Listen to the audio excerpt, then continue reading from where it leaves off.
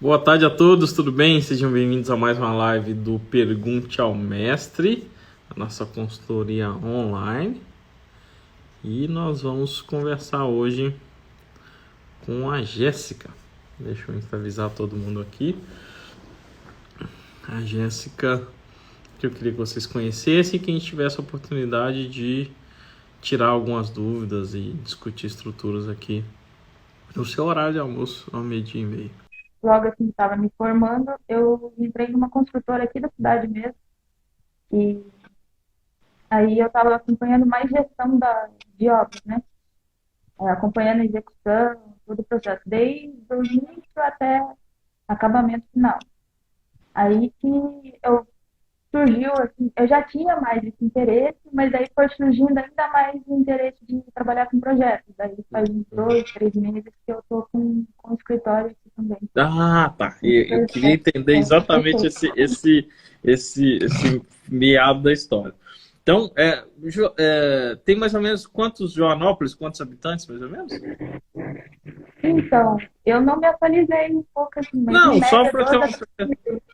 12, 13 mil habitantes. Tá, ou seja, uma cidade de menos de 15 mil habitantes, mais ou menos isso. Tá. Sim, É, com construtor, construtor constrói o quê? Casas ou prédios? Tem edifícios? cortou um pouco agora o vídeo. Que tipo de obra fazia? Casas ou mais edifícios? Aí, imagino Sim, que agora casas. é mais casas, assim. Tá, Edifício já não é tanto o perfil da cidade. tá. É mais casas mesmo. E aí vieram os condomínios. Você falou que tem 2 ou 3 meses que começou o seu escritório. Como que você fez essa Sim. transição, tá? Trabalhar na consultora, que eu acho um caminho incrível, tá? Não tem nada de errado, é bem bacana, né? Porque daí você acaba vendo, vivenciando diferentes áreas da consultora. A minha intenção E de quando você projeta, sair um você pouco. já projeta pensando nisso, né? Nas outras Isso já é áreas. uma coisa que eu ia abordar também. Um assunto que eu ia abordar. Porque, assim, eu já, da faculdade, a gente já percebia que você saía sabendo um pouco daquilo, um pouco disso, mas não tão profundo, não tão especialista naquilo, né? E na obra eu via tão importância de como vai vir o projeto para a gente estar executando. Nisso que vai acarretar em tempo, e não só em custo, mas é muita coisa que pode afetar, né?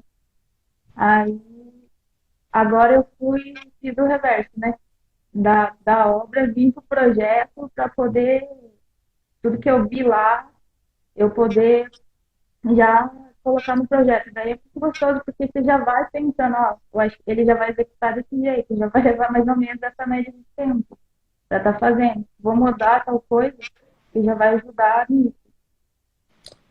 Essa é uma visão incrível, assim. E algumas coisas diferenciam projetistas medianos de projetistas muito bons. Uhum. É lógico que conhecimento estrutural é fundamental para qualquer projetista. Mas o projetista que trabalha pensando, inclusive, no processo construtivo, isso faz com que o projeto dele seja melhor. Ou seja, você tem que priorizar custo, tá tudo bem. Mas vou citar um exemplo para o pessoal entender, o pessoal que está acompanhando, onde esse equilíbrio de custo e de escolha para execução, ele pode ser importante. Às vezes, um software como o TQS, ele solta um detalhamento de uma armadura com a armadura toda picotada, porque ele está cobrindo os Uhum. diagramas, é esse o princípio. Poxa, imagina chegar uma armadura picotada dessa na obra, você vendo o armador se arrebentando para tentar fazer aquilo. Aí você vai lá, edita aquela viga, só um exemplo pessoal acompanhar. Você edita aquela viga e você facilita muito a execução. Você aumentou um pouquinho o custo do aço, pouquinha coisa, mas facilitou muito a obra. Então, esse equilíbrio é muito importante, onde, e com conhecimento de obra, você vai entender quando isso vale a pena ou não. Né? Às vezes, você gasta um pouquinho mais de aço e economiza muito na mão de obra, ou seja, na velocidade, facilita. Então, esse é um passo importante. Muito bem. Mas, e como que você teve o seu primeiro cliente? Porque eu imagino que deve ter dado um gelinho na barriga. Você estava empregada. Então, meu primeiro cliente já surgiu junto quando eu estava na construtora, tinha alguns contatos, e tenho alguns colegas também, tanto de faculdade, e assim, antes de eu sair, a decidir mesmo que eu vou sair da construtora, eu já ia conversando com o pessoal, eu sempre fui muito curiosa, né? Aí já ia perguntando, já ia trocando experiências. Então, às vezes, eu ia ajudando o pessoal, conversando. E até hoje, assim, nesse primeiro momento, projetos, assim, estrutural, como eu estou mais aprendendo, ganhando essa segurança para poder estar fazendo o estrutural sozinha, eu estou com o pessoal, assim, com amigos, com parceiros que já estão fazendo há um certo tempo. Aí, como eu já tenho um pouco essa experiência em obra, aí a gente está juntando tudo. E, na verdade... Olha que caminho incrível. Eu adoro esse caminho, tá? De você, então, a oportunidade que você tinha, que era fora da sua área de interesse real, que era projeto, mas que é dentro da construção, você aproveitou não só com aprendizados de obra, mas com relacionamentos sólidos, e network, é isso, né? É como você se relaciona com as pessoas. Isso é engraçado, porque isso é curioso, ó. Tá travando aí um pouquinho, mas qualquer coisa você perder, você me fala. Mas é uma coisa que é curiosa. Hoje, até hoje, eu fecho muitos clientes porque o cliente gosta de lidar com a gente, com a minha equipe. Olha, sua equipe é uma equipe gentil, sua equipe é uma equipe que se relaciona, que manda um feliz aniversário às vezes, que tem uns... Por quê? Poxa, quem vai fazer, ou quem vai trabalhar na empresa, ou quem vai fazer um projeto, você vai acabar se relacionando muito tempo com aquela pessoa. Se for uma pessoa rabugenta, chata, mal-humorada, mal educada, inflexível, por mais que o projeto seja bom, isso é uma trava. Ou seja, o projeto ser bom não é um diferencial. O diferencial é relacionamento, você saber se relacionar. Fora isso, você, mesmo com gelo na barriga, resolveu ir atrás de uma coisa que você gosta, que é projeto de estruturas.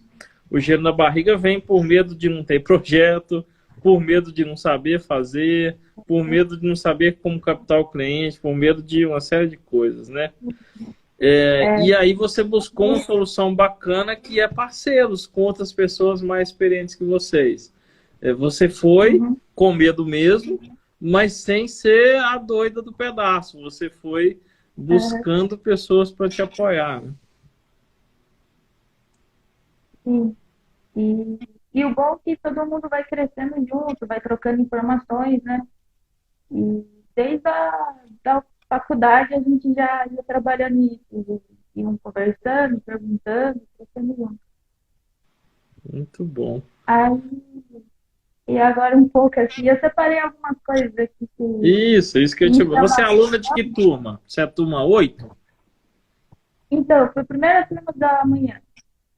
É que assim, eu estudei um pouco de manhã e um pouco à noite. Mas não, eu falo, você é aluna do Master ou não? Do Master, sim. Tá, e você é de que turma? Você é dessa última? Eu sou mais da terceira turma. Terceira turma, tá? Do ano passado ainda. Isso. Aí eu como eu estava ainda nessa transição, em aprender, aí agora que eu estou pegando mais confiança, e revendo as aulas, Legal. E desde o começo e acompanhando. Aí umas dúvidas assim, que surgiu são mais em conceitos mesmo assim, da estrutura. Por exemplo, quando eu tenho um núcleo central, aquelas estruturas que eu tenho um núcleo central, aí como que eu calculo, por exemplo, as lajes estão em balanço? Como que eu calculo as vigas e pilares? Elas formam... Vamos pensar, o que você está chamando de núcleo central? É um edifício, por exemplo, ou uma casa? Um edifício. Onde, por exemplo, aqui, uma garrafa. Ela tem aqui a garrafa, é um núcleo central, como se fosse mais rígido, assim, mais pequeno também. E aqui está toda a laje em balanço. Várias lajes em balanço. Tá, vamos lá. Tem uma coisa em edifício, eu dou uma explicada a mais só para que o pessoal que esteja acompanhando também se localize, tá? Uhum. A gente tem uma coisa muito comum em edifícios, principalmente edifícios altos, que é o chamado núcleo rígido.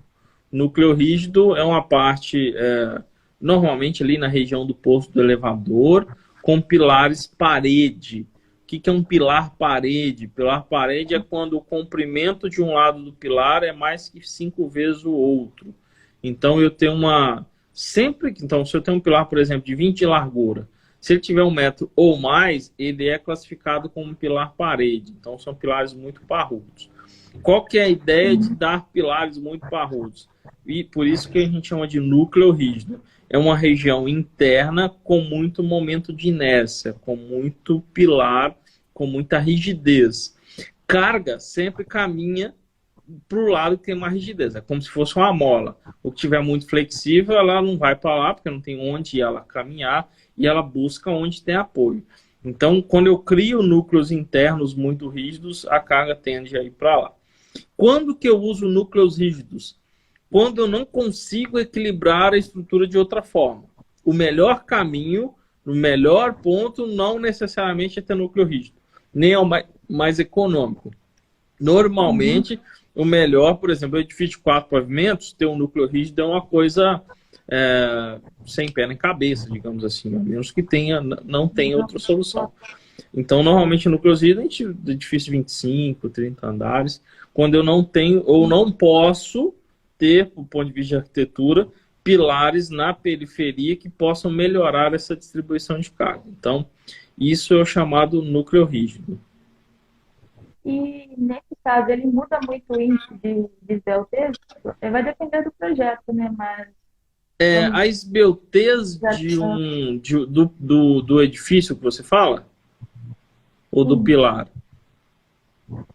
do pilar, do Tá. núcleo ali. A esbeltez de um pilar é uma relação entre largura e pé direito. Então, por exemplo, vamos voltar no exemplo que você falou. Você citou um exemplo do núcleo rígido com vigas em balanço. O que eu estou imaginando na minha cabeça? Eu não estou vendo a foto, como é que estou imaginando. Que é um edifício com laje lisa. O que é um edifício com laje lisa? É só pilar e laje, certo? É só pilar e laje. Normalmente, edifícios assim, se tem alguns pilares de periferia, se for possível, nem que menores ou híbridos, por exemplo, com um misto, né, com pilar e aço e concreto, porque essas lajes ficam muito deformáveis. Quando isso não for realmente possível, normalmente essa laje vai ter que ser protendida para conseguir vencer um balanço, por exemplo, maior, um balanço mais de 2 metros, por exemplo, no concreto armado, com laje lisa, maciça, é algo realmente muito complicado de se vencer. Então, normalmente, esses edifícios, conforme você está falando, eles têm lajes lisas protendidas, então, lajes sem viga. Essa laje pode ser nervurada ou pode ser maciça. E, nesse caso, os momentos são absorvidos pela proteção, ou principalmente o deslocamento, tá? Porque a proteção é para isso, e a estabilidade da edificação é garantida pelo núcleo rígido. É uma situação muito incomum, tá? Por quê? Porque quando que o pessoal usa laje lisa, normalmente?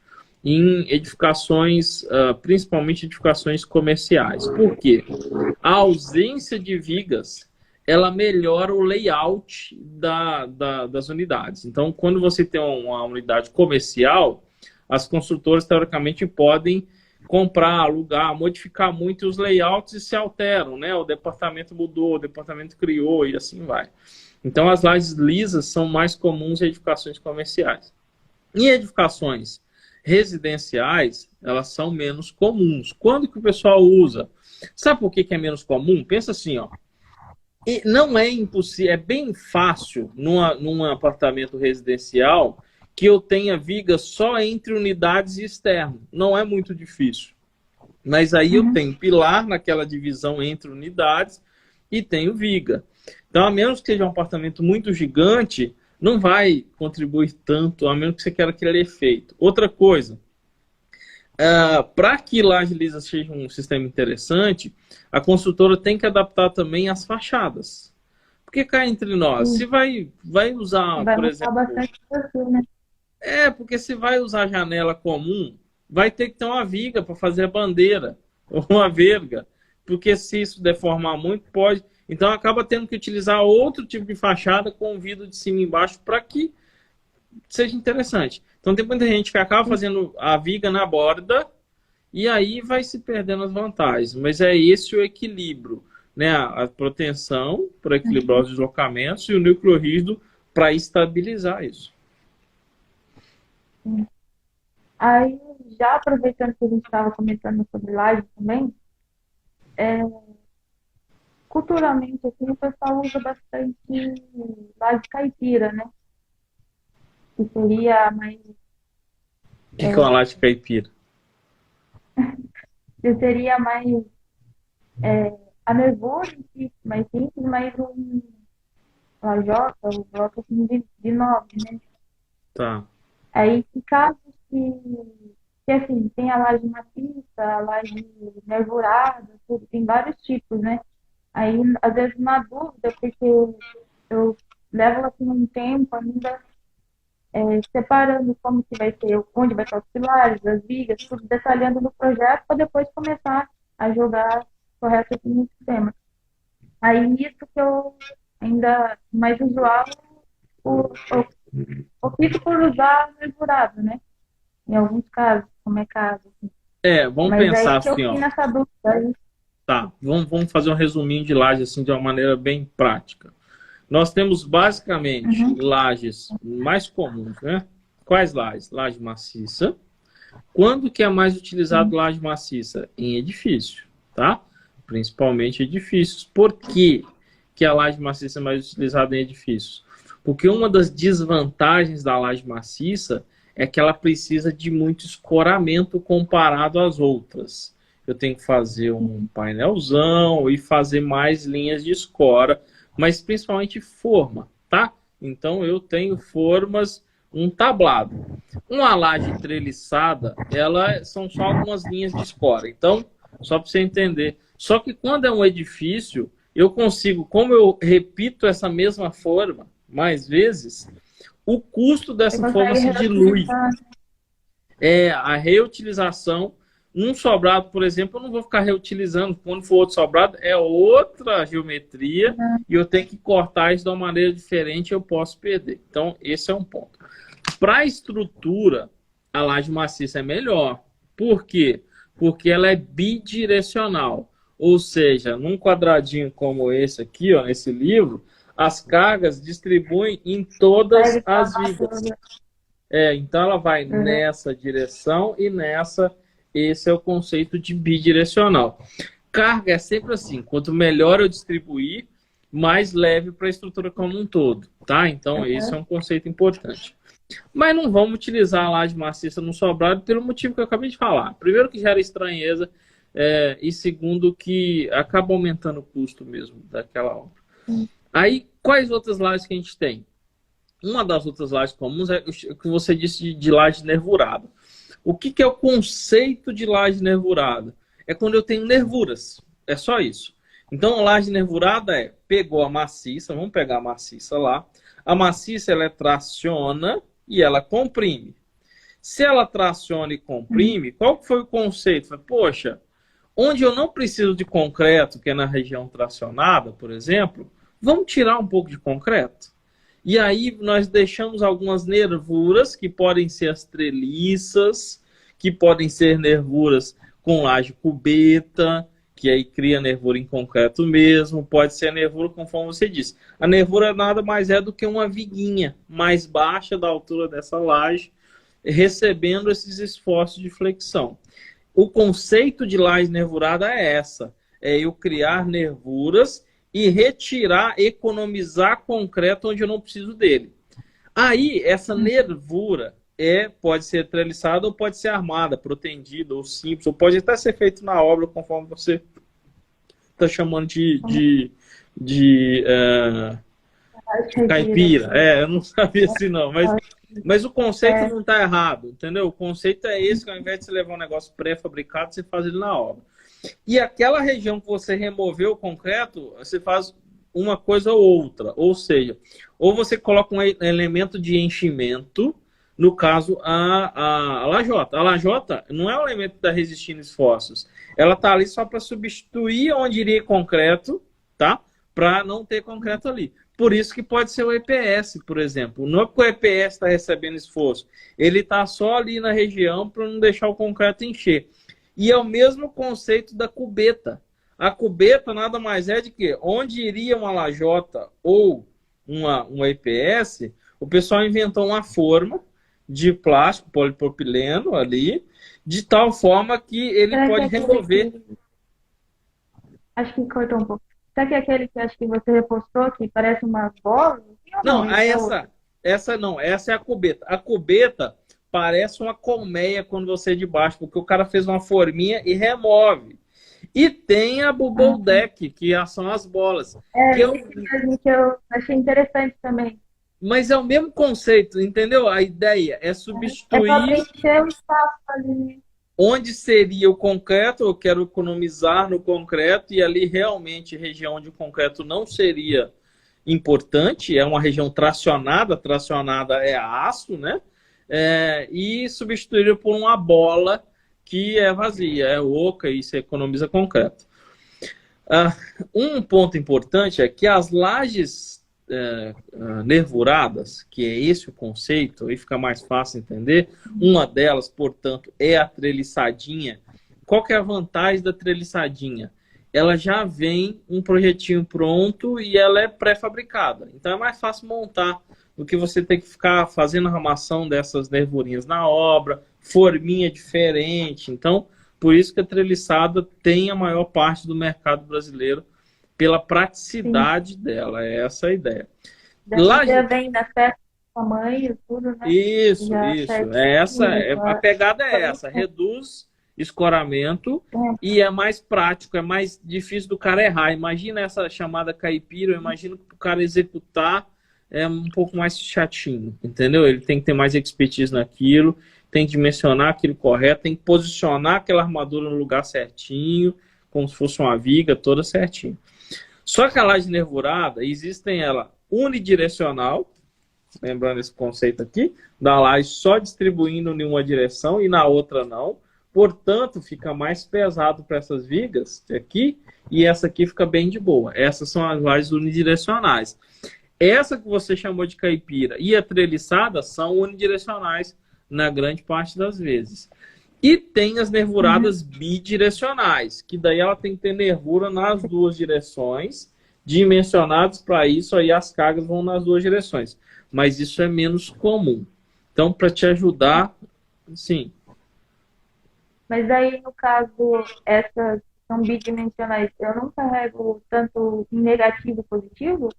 Assim, Não, a bidirecional é a mesma coisa. Porque assim, ó, sempre pensa comigo assim. Qualquer uma dessas lajes, a carga é a mesma. A carga na estrutura não muda. Escolher o tipo de laje depende de como eu vou redistribuir melhor isso. Tá? Ou seja, eu vou mais carregar um lado do que o outro. No caso de uma laje bidirecional, para que ela se torne bidirecional, eu talvez vou economizar em negativo nos apoios naquela região, mas vou gastar mais no positivo, que são nervuras na outra direção. Então não tem muita mágica, tá? Não tem uma laje mais econômica. Por onde então fica a escolha? Sim. Onde para te ajudar na escolha, então? Primeira coisa que você tem que pensar para te ajudar nessa escolha. Primeira coisa a pergunta é, qual que é o tamanho do vão? É isso que você tem que perguntar primeiro. Quer dizer, qual que é a distância que ela tem que vencer daqui para cá? É uma primeira pergunta. A distância de uma viga para outra, você já fez os pilares, já fez viga.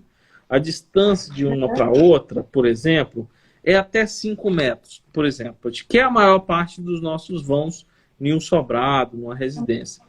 Poxa, até 5 metros, talvez até 6 no máximo, a treliçada é uma opção ok. talvez não seja a melhor opção, mas é uma opção aceitada culturalmente, que vai trazer economia. Se ela tiver mais que 6 metros de distância entre um e outro, ela já deixa de ser uma opção bacana. Tá? Por isso que a gente busca vãos em concreto armado, tanto para a viga quanto para a laje, se for possível, menor que 7 metros. Dá para fazer uma laje treliçada com mais de 7 metros? Dá, é possível. Mas ela acaba não se tornando a melhor das opções disponíveis. Tá? Então, esse é um primeiro quesito pensando no sobrado. O outro ponto é carga. Quer dizer, é uma laje que vai ser utilizada para um salão de festa, por exemplo, ou para uma residência, ou vai ser para um boliche, uma pista de boliche, extrapolando. Então, saber qual vai ser o uso junto com o carregamento. Essa, na verdade, a sua maior preocupação. E depois as cargas, assim, que afetam também de vento, mas aí a estrutura como um todo, né? De uma estrutura que a gente chama de reticulada, que é concreto armado, as cargas de vento influenciam mais no pilar e na viga e na fundação.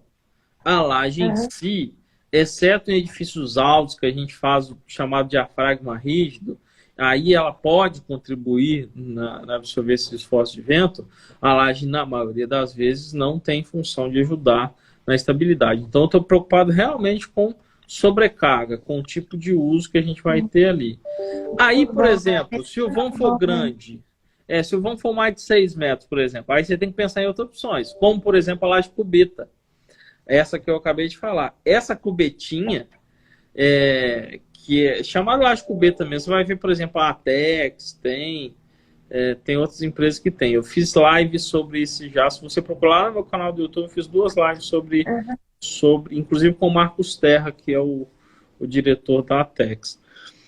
Quando eu tenho vãos, por exemplo, de 8, 10, 12, até 15 metros, a laje cubeta é uma melhor opção do que a treliçada. E quanto maior esse vão, mais vantagem ela é. Onde que está a mágica? Ele vai aumentando a espessura. Então eu tenho diferentes cubetas e ela se torna mais econômica. A laje cubeta pode ser protendida ou simples, assim como a treliçada. Eu posso ter as treliças, as treliçadas ali, as vigotas, né, da laje treliçada, ela também pode ser protendida, que hoje está bem comum, inclusive. Aí você pode vencer vãos maiores do que esse que eu falei.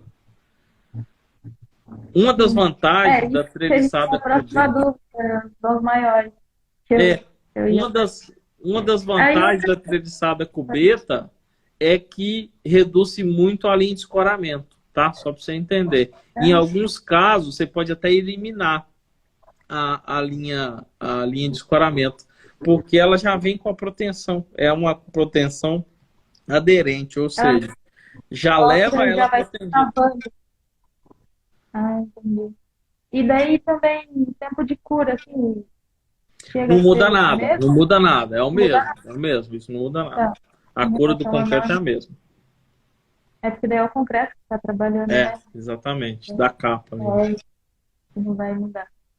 Aí, outra dúvida assim, também é em relação à estrutura mista. Tanto a alvenaria estrutural com concreto armado, que eu acho que seria mais em caso quando eu tenho um vão muito alto, né? Vamos pensar até para te organizar a cabeça com um conceito importante. Qual que é a diferença da estrutura mista para uma estrutura híbrida? Não tem muito consenso disso, não vou dar a minha opinião, a minha visão. Normalmente a gente chama de estrutura mista quando eu tenho os dois elementos trabalhando juntos. Por exemplo, você já viu uma laje tipo steel deck? É uma laje que a forma é de aço e o concreto vai em cima. É uma laje mista. O aço e o concreto estão trabalhando juntos para o mesmo objetivo, que é absorver os esforços da laje. Tem pilares mistos. Por exemplo, tem pilar misto que é um perfil metálico interno envolvido por concreto. Ou o contrário, um tubo de concreto, um tubo de aço preenchido com concreto. Essa é o que a gente chama de estruturas mistas. São dois elementos trabalhando junto. A estrutura, quando eu tenho, por exemplo, a alvenaria estrutural com concreto armado, é o que eu chamo normalmente de estrutura híbrida. Ou seja, os dois não estão trabalhando, por exemplo, não é uma alvenaria preenchida com pilar de concreto, não. Eu tenho uma estrutura onde eu tenho mais de um tipo de estrutura na mesma residência. Quando eu faço isso, por exemplo, numa estrutura, eu vou fazer a alvenaria estrutural, que eu acho uma excelente opção. Só que nessa casa, nem todos os vãos eu consigo vencer com a alvenaria. Então, por exemplo, eu tenho uma porta com mais de 4 metros de vão, 4,5. Provavelmente, quando eu dimensionar com a alvenaria, ou não vai passar ou vai ficar muito caro. Faço uma viguinha de concreto naquele lugar. Uma garagem. Então, quase impossível fazer todo aquele vão de 6 metros, por exemplo, com alvenaria. Então, eu faço a garagem em concreto armado e o restante alvenaria. E a ligação entre os dois elementos é simplesmente uma telinha tipo Belgofix. Mas cada um trabalha de maneira independente. E aí, por exemplo, não obrigatoriamente eu preciso... Não obrigatoriamente eu preciso ter um pilar para receber a viga. Eu poderia chegar com a viga na própria alvenaria, ou seja, descarregar a viga na alvenaria. Basta que para isso eu dimensione a alvenaria para receber aquela carga vindo da viga. E igual aquela casa também, eu acho que você fez o reposte da casa de cigarra, né? Eu achei bastante interessante. É diferente a arquitetura em si, como está trabalhando, e a estrutura mista, que também foi surgindo bem essa... Uma estrutura metálica maravilhosa, onde precisaria daqueles balanços gigantes e o restante concreto. Perfeito. E quando tem muito balanço assim, ainda para mim que está no começo, dá bastante impacto, né? Mas para calcular... Balanço é assim. Balanços muito grandes, você tem que pensar em duas coisas. O que é um balanço muito grande? Depende muito da proporção da construção. Então, no concreto armado, por exemplo, você começou a falar um balanço ali de mais de 3 metros, 4 metros. Você tem que pensar se você tem contrabalanço, ou seja, se você tem na estrutura de concreto rigidez para tanto absorver esse equilíbrio aqui, desse balanço. E esse balanço pode ser, imagina que isso seja um balanço. Aqui. Esse balanço pode ser absorvido por uma viga aqui, por exemplo, ou pode ser absorvido pela própria laje que tem continuidade. Então, eu tenho uma laje de 2 metros aqui. Se eu tenho mais 2 metros para dentro, eu posso fazer o chamado contrabalanço. E ajuda bastante nisso. Então, depende muito de como está o seu para dentro dessa casa para equilibrar esse balanço. Outra coisa, como eu tenho limites de deformação menor para balanço, a flecha é o L sobre 125, ou seja, não é o mesmo para uma viga que tem apoios, eu tenho limites menores, ou seja, eu posso deformar menos aqui, acaba que as espessuras do balanço têm que ser maiores. Inclusive, uma curiosidade, na norma de 2014 de concreto, o recomendado é que as lajes em balanço sejam de 19 centímetros de altura, por causa de tanta marquise que a gente já viu caindo. Pode fazer até com 10 no mínimo, só que tem um pedágio a se pagar para chegar nos 10. Não pode fazer com menos de 10 de jeito nenhum, mas o recomendado é 19, porque eu preciso compensar isso. E quando esse balanço passa desses valores que eu não consigo equilibrar, estou dimensionando, a minha grelha está deformando muito, uma das opções é o concreto protendido, que pode ser maciço, pode ser nervurado. Por quê? A proteção, o concreto protendido, uma das coisas que você tem na mão é controlar melhor essa deformação. Por isso que normalmente quando você falar de grandes balanços, uma das coisas que vão estar sempre... Eu postei recente também uma foto do Leone, eu acho, tá lá no meu Instagram, que é a casa toda protendido com grandes balanços, que daí você tem mais na mão de maneira mais fácil essa deformação. E uma outra opção, igual você viu naquela casa que eu postei ontem, é fazer estruturas metálicas, também eu tenho uma rigidez muito melhor para balanços muito grandes, tá? E outra coisa também que me chama um pouco a atenção é a estrutura pré-fabricada. Eu até vi que em outras consultorias, acho que o pessoal chegou, teve um rapaz Eu que acho que anteontem eu comentou, falei com um cara que trabalha só com pré-fabricado. Acho que foi não lá de consegui Santa ver todas, Catarina. mas assim, peguei algumas partes. Aí, se eu não me engano, ele comentou que faz ele calcula o pré-fabricado, trabalha com pré-fabricado, assim, a estrutura e a fundação é um outro pessoal. Em O que concreto me traz armado, um né? pouco, o que me traz um pouco mais de dúvida é em relação à fundação. Que eu vou ver toda a estrutura, o projeto, o plano, mas assim, tem alguma fundação que seja mais visual nesse caso?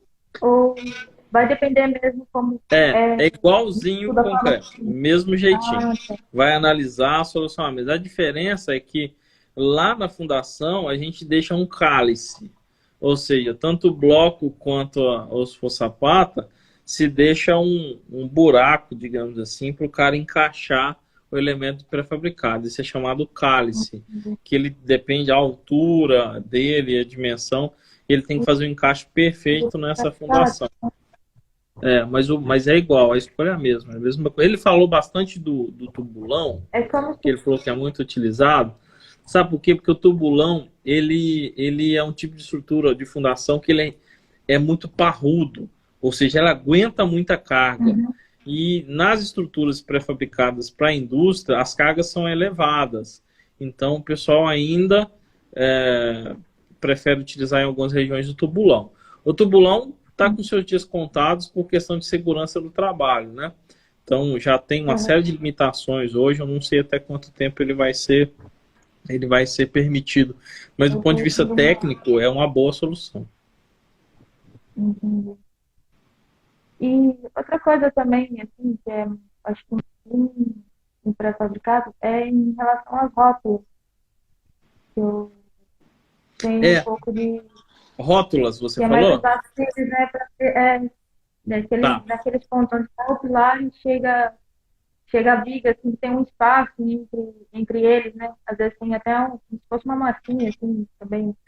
Às É vezes para assim, dar ó. o ponto de dilatação. Então, Como são elementos diferentes, ou seja, primeiro eu coloco o pilar e depois eu venho a viga, e não tem concretagem mais, esses elementos normalmente, a ligação entre o elemento pilar e viga tem uma coisa que é chamado de elemento ele, elastométrico, mas é um neoprene, por exemplo, esse é o nome comercial.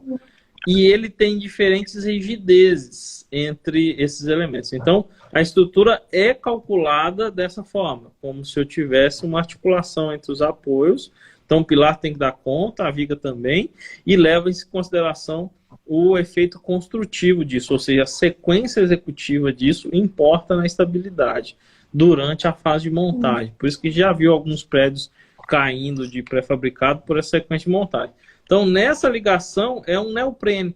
Engraçado que esse neoprene ele tem diferentes de rigidez. Ou seja, eu tenho um neoprene, por exemplo, uma ponte, ele é diferente de uma situação dessa. Então, o aparelho de apoio que eles falam, inclusive em ponte, como isso tem vida útil, tem que ser substituído a cada tantos anos, né? Eu até postei recente também um com isso esmagado, porque ele perdeu, aí tem que macaquear e substituir mesmo em ponte, porque a movimentação é frequente.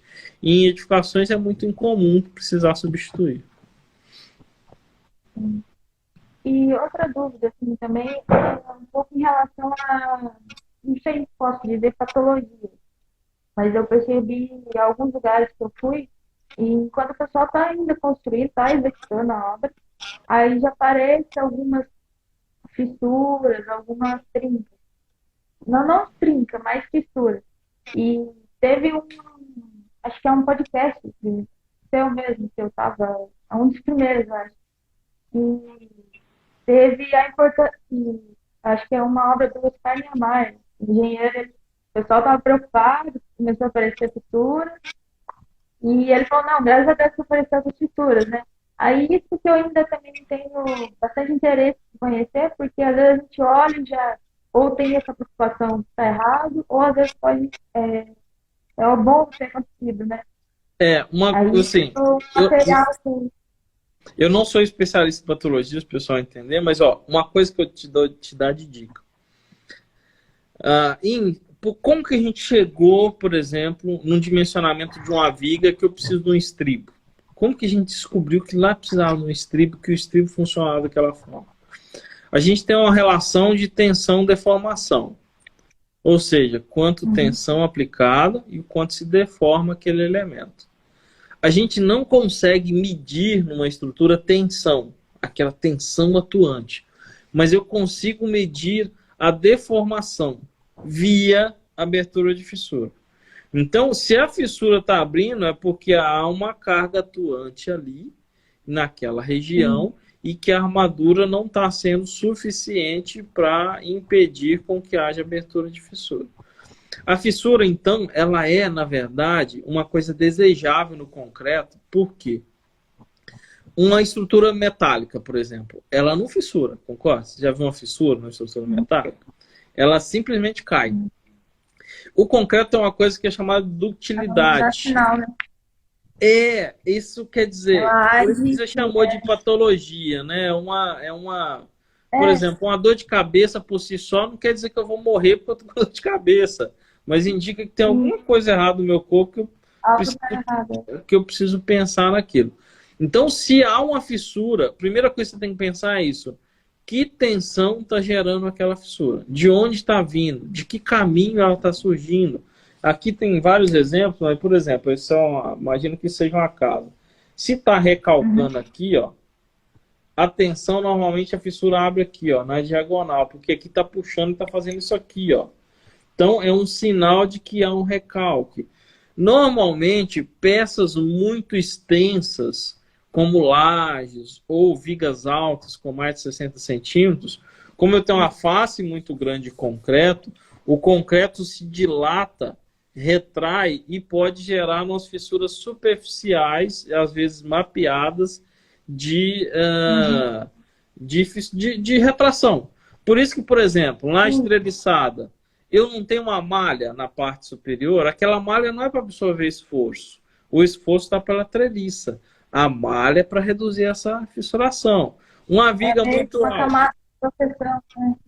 Porque se eu estou retraindo, digamos assim, se tem uma face do concreto submetida ao tempo, por algum motivo, ela aumenta e diminui, ela aumenta e diminui. Essa tensão em todo o tempo, né? Se eu tenho uma taxa de armadura ali, ela impede com que haja abertura de fissura. Então, você sempre tem que pensar de onde está vindo essa fissura. O que pode estar causando? Por exemplo, num balanço, pode ser que fissure a alvenaria, a ligação entre a alvenaria e a laje. Significa que o seu balanço está se deformando. Aí umas perguntas que tem que te vir em mente que eu preciso acompanhar, já que o concreto isso é bom, já que isso está te ajudando, eu tenho que medir essa fissura. Ela está ativa? Ela continua abrindo? Ou ela só deu que às vezes acontece, ela só deu uma estabilizada. E aí às vezes até a execução aconteceu alguma coisa, correria, Uma coisa que é assustador são estralos. Se você vê o caso lá do edifício, acho que você não tinha nem nascido ainda, mas lá em o Palace que colapsou lá no Rio de Janeiro. O pessoal ouviu estralos na estrutura à noite, num edifício. Cara, se você ouviu grandes estralos, dá no pé. As portas começaram a não abrir as janelas direito. As portas estavam tendo dificuldade de abrir. Falei, cara, o negócio está deformando de uma maneira muito importante. Alguma coisa tá muito certo. Isso aí. E eu tenho também algumas dúvidas. Eu estava acompanhando, acho que foi a última agora que você fez, que foi da alvenaria estrutural. E você falou um pouco do conceito, Aí eu fiquei um pouco com dúvida. Na hora que começa ali a calcular, para ver qual, como que posso dizer? O bloco. Quantos MPA, qual MPA que eu vou comprar o bloco. Aí tem até um programa lá que você ensina na mão e no programa. O Alvena. Aí isso. E ele tem armado ou não armado. Aí é fácil. Para o pessoal ver o que você está falando. Esse é o Alvena, um aplicativo que eu desenvolvi junto com a TQS. Está gratuito, inclusive, tá? Ele não precisa instalar nem nada. E você tem um resultado aqui que fala se é armado ou não armado, não é isso? Deixa eu ver. Isso. Aí que é a minha dúvida. A alvenarista para ela pode ser só os blocos sem ter os pontos, não sei, a gente chama, eu costumo ouvir como agulha, né? Não sei se é Pode, eu vou te explicar. O que é uma alvenaria estrutural armada e uma não armada? Só para entender a diferença. Uma alvenaria estrutural não armada, o que é? Quando eu tenho, mesmo que eu tenha aço construtivo, que a gente chama, ou seja, um ponto de grout, como você falou, que é a agulha, e nos encontros de porta e janela e nos cantos, por exemplo, mas aquele aço não está trabalhando, ou seja, ele não está absorvendo esforço de tração. Como que eu sei isso? Calculando. Porque eu vou calcular se a tração, eu faço o contrário, né? Eu calculo se a tração naquela casa ou naquele prédio não é superior ao que a própria argamassa absorve. Essa é uma alvenaria estrutural armada. E se ela é uma alvenaria estrutural armada, eu tenho inclusive que respeitar a armadura mínima. Então, normalmente dá um pouco mais de pontos do que só aqueles que eu coloco assim aleatoriamente. Uma alvenaria estrutural não armada é aquela onde, mesmo que eu coloque, ele não está absorvendo esforço de tração. É obrigatório ter aço numa alvenaria? Não. Eu conheço colegas que projetam edifícios de 4 andares, por exemplo, com nenhum ponto de grout vertical. Nenhum, zero. Tá? Mas aí tem que fazer uma compensação em resistência de bloco, algumas coisas assim. Eu acho prudente e a gente acha com boa prática que pelo menos alguns pontos eu tenha. Por quê? O aço, ele não tem a função só de absorver os esforços. Ele dá alguma ductilidade, que é aquilo que a gente falou. A alvenaria, ela é um elemento frágil da mecânica de fratura lá. Ou seja, ela fissura e não volta. Se ela fissurar, ela não volta. O concreto, a ductilidade, não é isso? Ele às vezes se deforma e volta sem se prejudicar. A alvenaria não tem isso. E aí, quando eu coloco alguns pontos de aço, eu confiro alguma ductilidade na alvenaria e isso é interessante. E já falando desses pontos, o pessoal costuma, às vezes, comentar, assim, mas depois que eu comecei a assistir, acompanhar mais sobre esse assunto, de ser a cada 1,5 metro. Não, mas absurdo, não tem é exagero. Não, exagero total. Depois que eu comecei, assim, até então eu só via o pessoal comentando, daí eu falei, vou começar a pesquisar. Nem para prédios eu faço isso, nem para prédios estudar mais. Aí tem os pontos específicos, né, que a gente tem. Assim, ó. Primeira coisa é que tem que ser calculado, tudo bem? Então, onde realmente precisa. Isso tem um dimensionamento para isso. Tem, se faz os diagramas de tração e de compressão, a flex compressão, a flex tração, e a gente dimensiona. Se chegou no dimensionamento e não precisou de nenhum, por exemplo, aí a gente vai para essas receitinhas, que é o que a gente chama de aço construtivo. Um ponto ou outro. Então, qual que é esse ponto ou outro? Então, calculou, não precisa de nenhum. Calculou? Usa no que calculou, acabou.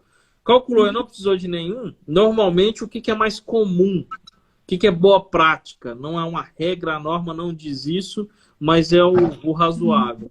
Nos encontros de paredes, nos cantos, por quê? Porque eles são pontos de pico de tensão. Sempre os cantos, eles são mais rígidos.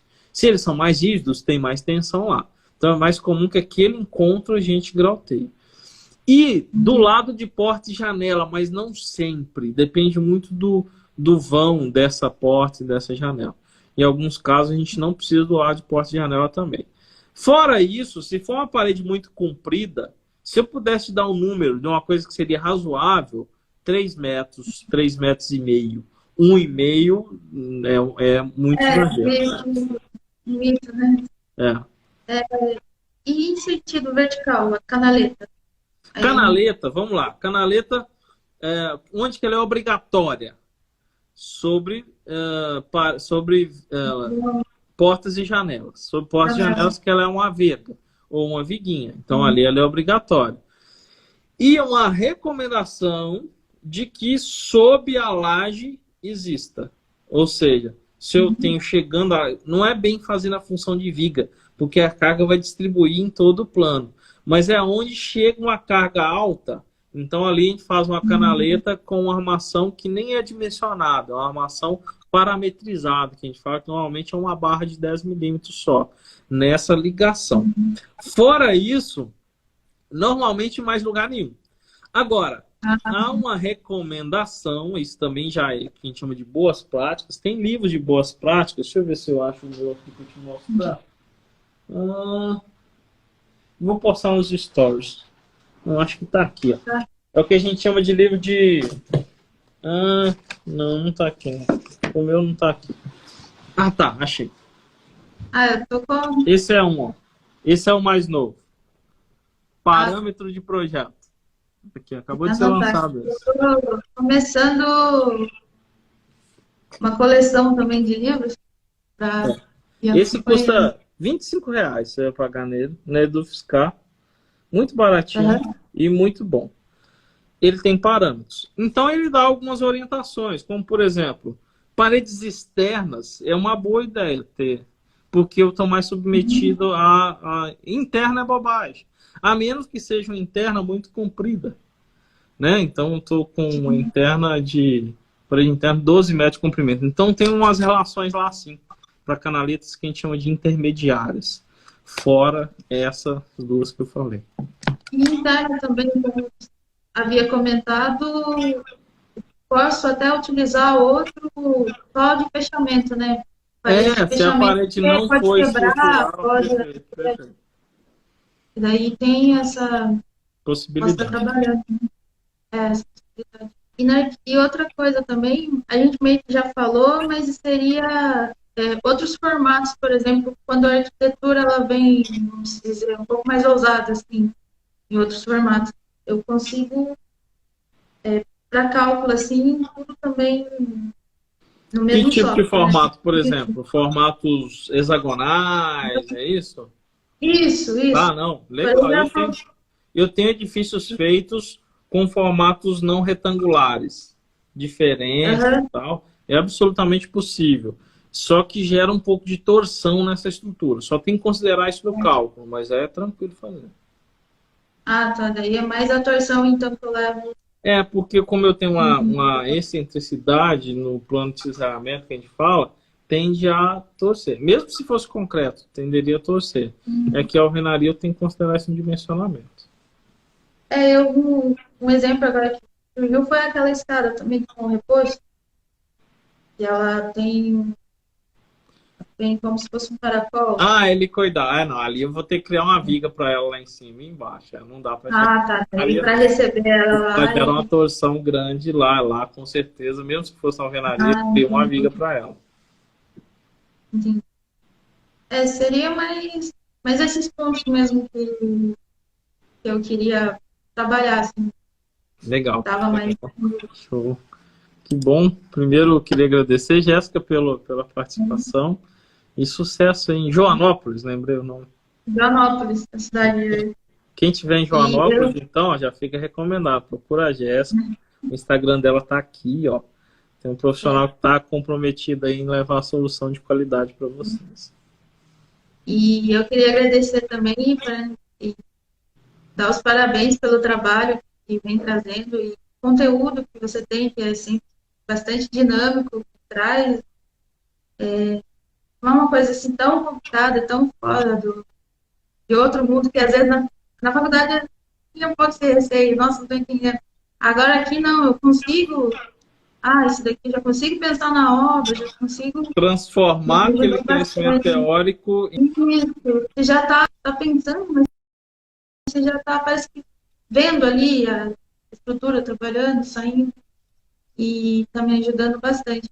E o bom também é que, como tem muito profissional, é todo mundo trabalhar interação, na né? mesma, na mesma visão, o conhecimento chegando, né? Aproveitando essa globalização que a gente tem. Eu acho que são duas coisas legais. Primeiro, uma maturidade. Você, depois de formado, a sua maturidade é maior do que na graduação.